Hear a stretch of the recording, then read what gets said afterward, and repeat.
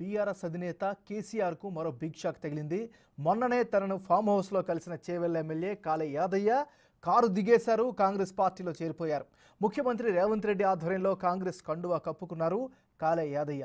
ఇదే అంశానికి సంబంధించి మరింత తాజా సమాచారాన్ని అందించేందుకు మా డిప్యూటీ బ్యూరో చీఫ్ సాదిక్ లైవ్లో సిద్ధంగా ఉన్నారు. సాదిక్, చెప్పండి, బీఆర్ఎస్కి సమావేశాలకు హాజరవుతున్నారు, కేసీఆర్తో మాట్లాడుతున్నారు, అదే సమయంలో 1-2 రోజుల్లోనే కాంగ్రెస్ పార్టీలో చేరుతున్నారు. దీన్ని ఎట్లా అర్థం చేసుకోవాలి? మీ దగ్గర ఉన్న అప్డేట్స్ ఏంటి?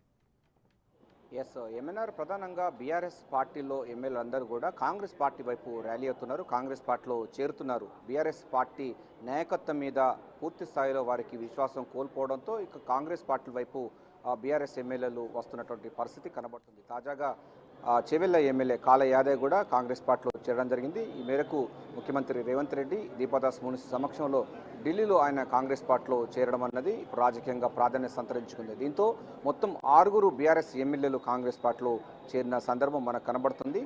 సో టీఆర్ఎస్ ఎల్పీ సంబంధించి పూర్తి స్థాయిలో విలీనం కావాలంటే 26 మంది జైన్ కావాల్సిన అవసరం ఉంటుంది. ఈ నేపథ్యంలో దానికి సంబంధించిన ప్రక్రియ శరవేగంగా కొనసాగుతున్నట్టుగా స్పష్టంగా అర్థమవుతుంది. ఇప్పటికే మనకు కడియం సియరి, అంటే ఎవరెవరైతే జైన్ అయ్యారో కడియం సియరి, దాన నాగేందర్, తెల్ల వెంకట్రావు, పోచారం శ్రీనివాసరెడ్డి, సంజయ్ కుమార్, తాజాగా కాళ యాదవ్, ఈ 6 కూడా బీఆర్ఎస్ పార్టీని వీడి కాంగ్రెస్ పార్టీలో చేరుతున్న సందర్భం కనిపిస్తుంది. 6 ఎమ్మెల్యేలు జైన్ కావడం జరిగింది.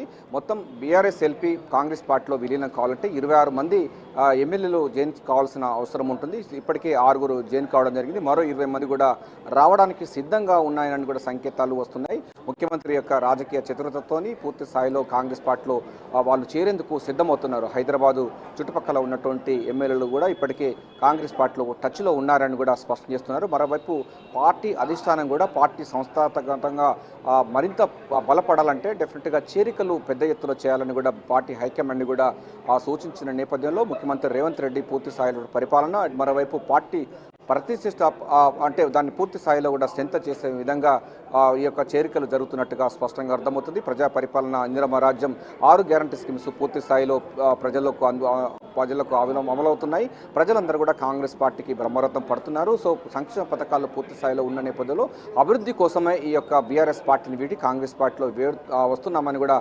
బీఆర్ఎస్ సంబంధించినటువంటి ఎమ్మెల్యే కాంగ్రెస్ పార్టీలో చేరుతున్న సందర్భంలో మాట్లాడుతున్న సందర్భం కడుతుంది. మీరు చెప్పినట్టుగా బీఆర్ఎస్ ఎమ్మెల్యేలు వెళ్లకుండా కేసీఆర్ అన్ని ప్రయత్నాలు చేస్తున్నప్పటికీ వారు కేసీఆర్ మీద కానీ కేటీఆర్ పైన విశ్వాసం లేకుండా ఉండదు. ఎందుకంటే మనకు ఫామ్ హౌస్లో వారు సహపంతి భోజనాలు పెట్టి వారితో అన్ని విషయాలు మాట్లాడుతున్నప్పటికీ విశ్వాసం కోల్పోతున్నారు ఎమ్మెల్యేలు. సో ఈ నేపథ్యంలో బీఆర్ఎస్ సంబంధించినటువంటి ఎమ్మెల్యేలు అందరూ కూడా తమ పార్టీని వీడి కాంగ్రెస్ పార్టీలోకి చేరేందుకు సిద్ధమవుతున్నారు. ఎవరికి ఎట్లా అనువుగా ఉంటుందో అనువైనటువంటి నేతలను పట్టుకొని వాళ్ళు జాయిన్ అవుతున్నారు. మరో హైదరాబాద్లో ఉన్నటువంటి కొంతమంది, హైదరాబాద్ చుట్టుపక్కల ఉన్నటువంటి కొంతమంది ఇప్పటికే కాంగ్రెస్ పార్టీలో టచ్లో ఉన్నారు. వాళ్ళు రేపేళ్ళుండి కూడా జాయిన్ అయ్యే అవకాశం అయితే కనబడుతుంది. So assembly